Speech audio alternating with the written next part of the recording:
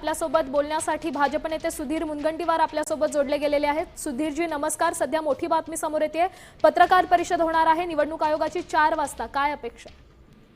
नाही, 4 वाजता पत्रकार परिषद होणार यासाठीच आहे की महानगरपालिकेच्या निवडणुका घोषित करणं हे कायद्याच्या चौकटीत क्रमप्राप्त आहे। 31 जानेवारीच्या अगोदर या साऱ्या 29 महानगरपालिकेच्या निवडणुका संपवण्याच्या सूचना आणि आदेश हे सुप्रीम कोर्टाचे असल्याने त्या संदर्भातच पत्रकार परिषदेमध्ये सूतोवाच होईल असं मला व्यक्तिगत रीतीने वाटतं।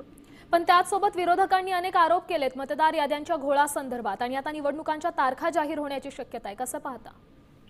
नाही, आता एकदा निवडणुकीच्या तारखा घोषित झाल्यावर या कोणत्याही गोष्टी शक्य नाही। खर तर मागेही मला व्यक्तिगत रीतीने असं वाटत होतं की या संदर्भात पुराव्यासहित विरोधी पक्षांनी कोर्टात जायला हवं होतं, सुप्रीम कोर्टात पार्टी व्हायला पाहिजे होतं। परिषदेतून प्रश्न कसे सुटतील? नक्कीच सुधीरजी, धन्यवाद। तुम्ही साम टीव्ही सोबत बातचीत केली त्याकरता।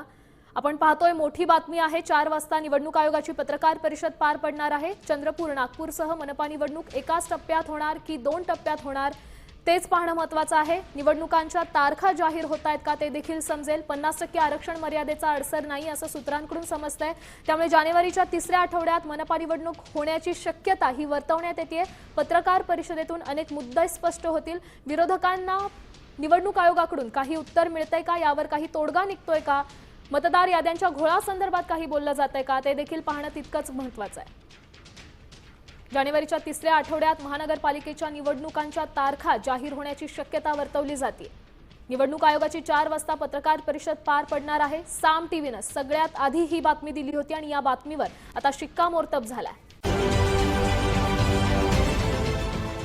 देश विदेशातील प्रत्येक घडामोडींचे लाईव्ह अपडेट मिळवण्यासाठी आता साम टीव्हीच्या सर्व सोशल मीडिया प्लॅटफॉर्मला लाईक, फॉलो आणि सबस्क्राईब करा। तसंच सर्व नोटिफिकेशनसाठी बेल आयकॉन प्रेस करायला विसरू नका।